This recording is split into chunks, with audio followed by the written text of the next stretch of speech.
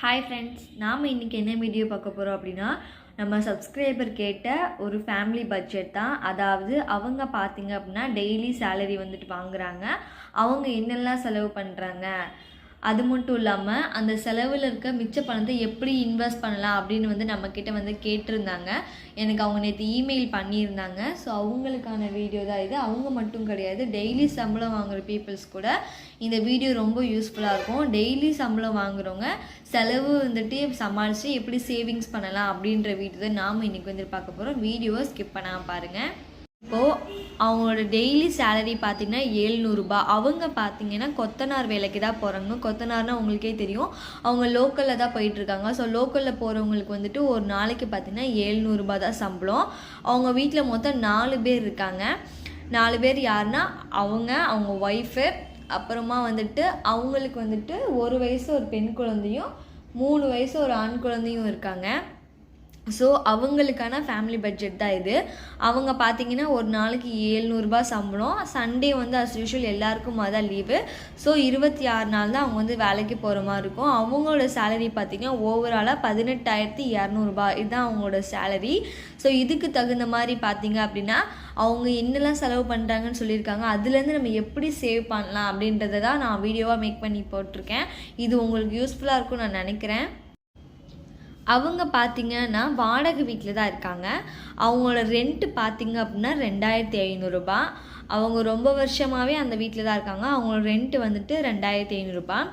அவங்க மாதம் வந்துட்டு பார்த்திங்க அப்படின்னா நான் சொல்கிற மாதிரி தான் மாதம் தான் அவங்க வந்து மளிகை பொருட்கள் வந்து வாங்குவாங்க. சின்ன சின்ன குழந்தைங்க இருக்கிறனால அவங்களுக்கு அந்தளவுக்கு வந்துட்டு மளிகை ஜாமான் வந்து தேவைப்படாது.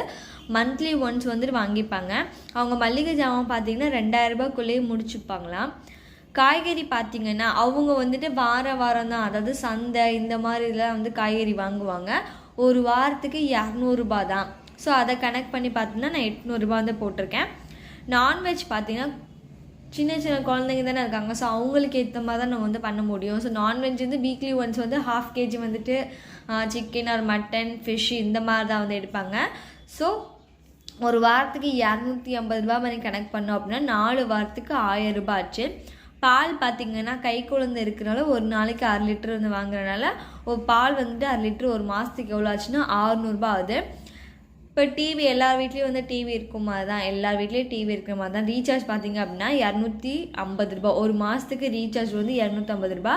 மொபைல் ரீசார்ஜ் பார்த்திங்கன்னா 2 பேர்த்துக்குமே பார்த்திங்க அப்படின்னா 500 ரூபா ஆகுது. குழந்தை இருக்கிறனால ஃப்ரூட்ஸு சரிங்களா, ஒரு வாரத்துக்கு நம்ம வந்துட்டு அந்தந்த சீசனுக்கு தகுந்த மாதிரி அவங்க ஃப்ரூட்ஸ் வாங்கிப்பேன்னு சொன்னாங்க. ஒரு வாரத்துக்கு 100 ரூபா ஆச்சு அப்படின்னா 4 வாரத்துக்கு 400 ரூபா ஆச்சு. கேஸ் பார்த்திங்கன்னா 600 ரூபா. நான் ஏன் 600 ரூபா போட்டிருக்கேன் அப்படின்னா, இப்போ கேஸோட விலை வந்து குறைஞ்சிச்சு தான். ஆனால் இருந்தாலும் நம்ம அதை வந்து நம்பிட்டு இருக்க முடியாது. ஒரு மாதம் ஏறலாம், ஒரு மாதம் இறங்கலாம்.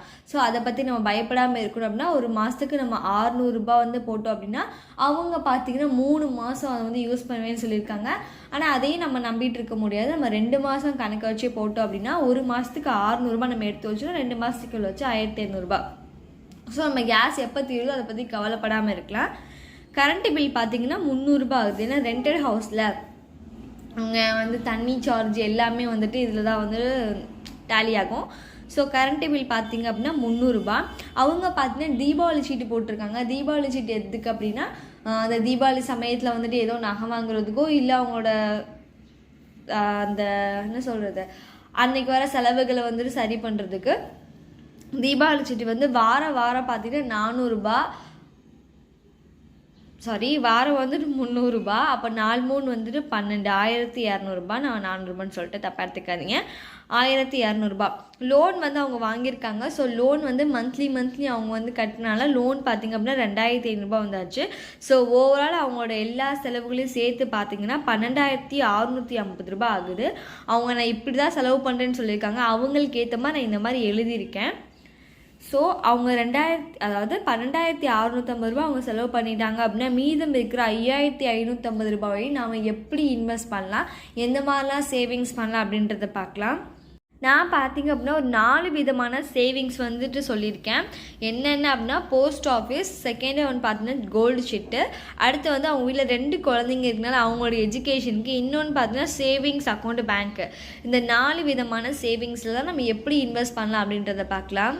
இப்போ ஃபஸ்ட்டு நம்ம போஸ்ட் ஆஃபீஸில் பார்க்கலாம். போஸ்ட் ஆஃபீஸில் பார்த்தீங்க அப்படின்னா அவங்களுக்கு வந்துட்டு 3 வயசில் ஒரு பையன் இருக்கான்ல, ஸோ அவனுக்கு பார்த்திங்கன்னா நம்ம 5 வருஷத்துக்கு வந்துட்டு ஒரு ஆர்டி வந்து ஓப்பன் பண்ணிக்கலாம். அவனுக்கு மட்டும் கிடையாது, உங்களுக்கு அதாவது பார்த்திங்கன்னா பேரண்ட்ஸ் நம்மளால கூட வந்துட்டு அக்கௌண்ட் வந்து ஓப்பன் பண்ணிக்கலாம். போஸ்ட் ஆஃபீஸில் யாருக்கு வேணாலும் ஆர்டி அக்கௌண்ட் வந்து ஓப்பன் பண்ணிக்கலாம். இப்போ ஆர்டி பார்த்திங்கன்னா ஆர்டி அப்படின்னு ரெக்கரிங் டெபாசிட். செகண்ட் ஒன் பார்த்தோன்னா எஸ்எஸ்ஒய், அதாவது பெண் குழந்தை இருக்கிறனால சுகன்யா சம்ருதி யோஜனா. இந்த 2 ஸ்கீம்லேயே போஸ்ட் ஆஃபீஸில் பார்த்திங்கன்னா இன்ட்ரெஸ்ட் வந்து அதிகமாக கிடைக்குது. ஸோ அவங்களுக்கு 2 குழந்தைங்க இருக்கிறனால அவங்களுக்கு தகுந்த மாதிரி சேவிங்ஸ் தான் இது. இப்போ ஃபஸ்ட்டு ஒன் பார்க்கலாம். ஆர்டிக்கு பார்த்திங்க அப்படின்னா நான் வந்துட்டு மாதம் ஒரு 1000 ரூபாய் இன்வெஸ்ட் பண்ணுற மாதிரி நான் வந்து போட்டிருக்கேன். இப்போ நம்ம மாதம் டெபாசிட் வந்து 1000 ரூபாய் இன்வெஸ்ட் பண்ணுறோன்னு வச்சுக்கோங்களேன். இதோட இன்ட்ரெஸ்ட் பார்த்திங்கன்னா சென்ட்ரல் கவர்மெண்ட் நமக்கு 6.5% வந்து நமக்கு இன்ட்ரெஸ்ட் மட்டுமே வந்துட்டு கொடுக்குறாங்க. இதோட டைம் பீரியட் பார்த்தீங்கன்னா 5 இயர்ஸ். நம்ம 5 இயர்ஸ் வந்து கண்டிப்பாக வந்துட்டு நம்ம வந்துட்டு இன்வெஸ்ட் பண்ணி தான் ஆகணும். 5 இயர்ஸ்க்கு கீழே வந்துட்டு நம்மளால் அக்கௌண்ட் வந்து க்ளோஸ் பண்ண முடியாது. இப்போ மாதம் நம்ம 1000 ரூபாய் இன்வெஸ்ட் பண்ணுறோம் அப்படின்னா அதுக்கு வட்டி மட்டுமே 5 வருஷத்தில் எவ்வளோ கிடைக்குது அப்படின்னா 10,989 ரூபாய் வந்து வட்டி மட்டுமே நமக்கு கிடைக்குது. ஸோ ஓவரால் மொத்தமாக நம்ம எவ்வளோ வந்துட்டு நம்ம 5 வருஷத்துக்கு அப்புறம் நமக்கு எவ்வளோ மெச்சூரிட்டி அமௌண்ட் கிடைக்குன்னு பார்த்தீங்க அப்படின்னா 70,989 ரூபாய். உங்களுக்கு வந்துட்டு போஸ்ட் ஆஃபீஸோட ஆர்டி ஸ்கீம் பற்றி தெரியலன்னு நினச்சிங்க அப்படின்னா நம்ம சேனலில் வந்துட்டு போஸ்ட் ஆஃபீஸோட ஆர்டி ஸ்கீம் பற்றின வீடியோ வந்துட்டு நான் டீட்டெயிலாக போட்டிருக்கேன், மறக்காமல் செக் பண்ணி பாருங்கள். இப்போது ஆர்டி அப்படின்றது பார்த்திங்க அப்படின்னா ஒரு சின்ன வந்துட்டு இன்வெஸ்ட்மெண்ட் தான், அதான் 5 வருஷத்துக்குள்ளே இன்வெஸ்ட்மெண்ட் தான். ஆனால் அது ஒரு பெரிய தொகை வந்துட்டு நமக்கு இவ்வளோ கிடைக்குது. எப்போவுமே பார்த்தீங்கன்னா 1 ரூபா சேமிக்கிறத கூட இன்வெஸ்ட்மெண்ட்டாக பண்ணிங்க அப்படின்னா அது உங்களுக்கு ரெட்டிப்பு லாபமாக கிடைக்கும். எப்போவுமே வந்துட்டு சேவிங்ஸ் பண்ணுறதுக்கு யோசிக்காதீங்க. இப்போ கேர்ள் பேபிக்கு பார்த்தீங்க அப்படின்னா எஸ்எஸ்ஒய் அப்படின்னு சுகன்யா சம்ருதி யோஜனா. அதுக்கு பார்த்தீங்க அப்படின்னா 1500 ரூபாய் வந்துட்டு போட்டிருக்கேன். டெபாசிட் பார்த்தீங்கன்னா நம்ம மந்த்லி 1500 ரூபாய் இன்வெஸ்ட் பண்ண போகிறோம். இதுக்கு இன்ட்ரெஸ்ட் மட்டுமே எவ்வளோ கொடுக்குறாங்க அப்படின்னா 7.8% வந்து நமக்கு கிடைக்குது. இதோட டைம் பீரியட் பார்த்தீங்கன்னா 21 இயர்ஸ். அதாவது உங்கள் குழந்தைக்கு பார்த்தீங்கன்னா 10 வயசுக்குள்ளே நம்ம வந்துட்டு எப்போவுமே வந்துட்டு இந்த எஸ்எஸ்ஒய் ஸ்கீமில் வந்து நம்ம ஜாயின் பண்ணிடணும். அதுக்கு மேலே வந்து ஜாயின் பண்ண மாட்டாங்க. 10 வயசுக்குள்ள பெண் குழந்தைங்களுக்கு வந்துட்டு இந்த எஸ்எஸ்ஒய் ஸ்கீம் வந்துட்டு ஒரு பெஸ்ட்டான ஸ்கீம். அவங்களோட கல்யாணத்துக்கும் அவங்க எஜுகேஷனுக்கும் நீங்கள் வந்துட்டு சேவ் பண்ணணும்னு நினச்சிங்கன்னா இந்த எஸ்எஸ்ஒய் வந்துட்டு பெஸ்ட்டு. மற்ற விஷயத்தில் நம்ம போயிட்டு தேவையில்லாமல் இன்வெஸ்ட் பண்ணுறதை விட இது நமக்கு இன்வெஸ்ட்மெண்ட் ப்ளஸ் வந்து அதிக லாபம் வந்து கிடைக்கும். ஒரு கேர்ள் பேபிக்கு கண்டிப்பாக இது சூப்பரான ஒரு ஸ்கீம் தான். இப்போ மந்த்லி நம்ம 1500 இன்வெஸ்ட் பண்ணுறோம் அப்படின்னா 21 வருஷத்துக்கு நம்ம எவ்வளோ இன்வெஸ்ட் பண்ணியிருப்போம் அப்படின்னா 2,70,000 ரூபாய் இன்வெஸ்ட் பண்ண அமௌண்ட்டு. அந்த 21 வருஷத்துக்கு வட்டி மட்டுமே நமக்கு சென்ட்ரல் கவர்மெண்ட் எவ்வளோ கொடுக்குறாங்க அப்படின்னா 5,61,309 ரூபாய் வட்டி மட்டுமே. ஸோ ஓவரால் மெச்சூரிட்டி அமௌண்ட் எவ்வளோ கிடைக்குதுன்னா 8,31,309 ரூபாய். ஸோ ஒரு கேர்ள் பேபிக்கு இதை விட ஒரு பெஸ்ட்டு ஸ்கீம் பார்த்தீங்கன்னா கிடையவே கிடையாது. யாரையோ நம்ம இன்வெஸ்ட் பண்ணுறதுக்கு பதிலாக நம்ம வந்துட்டு போஸ்ட் ஆஃபீஸ் ஸ்கீமில் இன்வெஸ்ட் பண்ணோம் அப்படின்னா நமக்கு 100% நம்ம பணம் பாதுகாப்பாகவும் இருக்கும். அந்த பணத்துக்குரிய வட்டியும் நமக்கு வந்துட்டு கிடைக்கும். ஒருவேளை உங்களுக்கு எஸ்எஸ்ஒய் ஸ்கீம் பற்றி தெரிஞ்சுக்கணும்னு நினச்சிங்கன்னா மறக்காமல் எனக்கு கமெண்ட்டில் சொல்லுங்கள், நான் உங்களுக்காக வீடியோ மேக் பண்ணி போடுறேன். அடுத்தது என்ன சொல்லிங்கன்னா கோல்டு சீட்டா. இப்போது தங்கத்தோட விலை பார்த்தீங்க அப்படின்னா இருக்க ஏற்றத்தில் தான் இருக்குது, இறக்கமே கிடையாது. இப்போ 1 கிராம் தங்கத்தோட விலை பார்த்தீங்கன்னா 5,830 ரூபாய்க்கு வந்துடுச்சு. போன மாதம் 5,400 சில்லறையில் இருந்தது, இப்போ 400 ரூபாய் எக்ஸ்ட்ரா அதிகமாகிடுச்சு. ஸோ இருக்க தங்கத்தோட விலை பார்த்திங்கன்னா அதிகமாகிட்டே தான் போகும். நம்ம மாதம் வந்துட்டு 1000 ரூபாய் வந்துட்டு கோல்டு ஷீட் வந்து போட்டுக்கலாம். இப்போது தங்கத்தில் வந்துட்டு இன்வெஸ்ட் பண்ணணும்னு நினச்சிங்க அப்படின்னா கோல்டு சீட்டை பார்த்தீங்க அப்படின்னா தங்கமாக வரவு வைக்கிற நகை சீட்டு தான் நீங்கள் வந்து போடணும். பணமாக வரவு வச்சிங்க அப்படின்னா அது உங்களுக்கு நட்டம் தான். இதுவே நீங்கள் தங்கத்தில் வரவு வச்சிங்க அப்படின்னா அன்னைக்கு தங்கம் எந்த விலைக்கு விற்கிதோ அதுக்குள்ளே கிராமம் வந்துட்டு நமக்கு வந்து என்ட்ரி போட்டு தருவாங்க. இப்போ நம்ம ஒரு மாதத்துக்கு 1000 ரூபாய் இன்வெஸ்ட் பண்ணுறோம் அப்படின்னா 12 மாதத்துக்கு 12,000 ரூபாய் ஆச்சு. ஸோ 1 கிராம் பார்த்தீங்கன்னா 5,830 ரூபாய். இதுவே பார்த்தீங்க அப்படின்னா ஜிஎஸ்டி ப்ளஸ் வேஸ்டேஜ் எல்லாத்தையும் கால்குலேட் பண்ணோம் அப்படின்னா கண்டிப்பாக நம்மளால் 2 கிராம் வந்துட்டு கோல்டு கண்டிப்பாக நம்மளால் வாங்க முடியும். ஸோ இது என்னோட 2வது பாயிண்ட். அடுத்து நான் பார்த்தீங்கன்னா பேபிஸ் எஜுகேஷன், அவங்களோட குழந்தைங்களோட எஜுகேஷனுக்கு வந்துட்டு நான் வந்துட்டு பேங்க்கில் ஆர்டியாக போட்டுக்கலான்னு சொல்வேன்.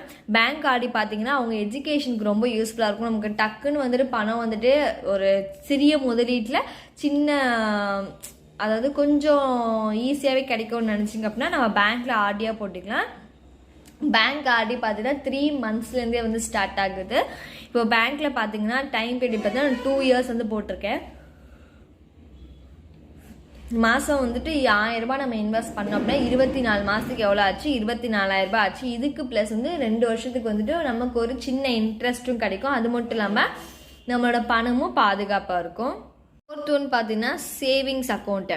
நம்ம வந்துட்டு எப்போவுமே வந்து நம்ம சேவிங்ஸ் அக்கௌண்ட்டில் ஒரு 1000 ரூபாய் நம்ம மாதம் இன்வெஸ்ட் பண்ணி வச்சுக்கணும். எதுக்காக சொல்கிறேன் அப்படின்னா நமக்கு ஏதாவது ஒரு எமர்ஜென்சி தேவை, அதாவது பார்த்தீங்க அப்படின்னா நமக்கு ஒரு ஹாஸ்பிட்டல் செலவு வருது, அப்படி இல்லைன்னா நம்ம சொந்தக்காரங்களுக்கு ஃபங்க்ஷன் வருது, இல்லை நமக்கு நம்ம குழந்தைங்களுக்கு வந்துட்டு பர்த்டே வருது, நம்ம வெட்டிங் ஆனிவர்சரி வருது, இந்த மாதிரி விஷயத்துக்குலாம் பார்த்தீங்க அப்படின்னா நம்ம பேங்க்கில் எப்போவுமே 1000 ரூபாய் இன்வெஸ்ட் பண்ணி வச்சுக்கிட்டோம் அப்படின்னா டக்குன்னு நமக்கு வந்துட்டு அந்த எமர்ஜென்சியான நேரத்தில் வந்து நம்ம அதை எடுத்து யூஸ் பண்ணிக்கலாம்.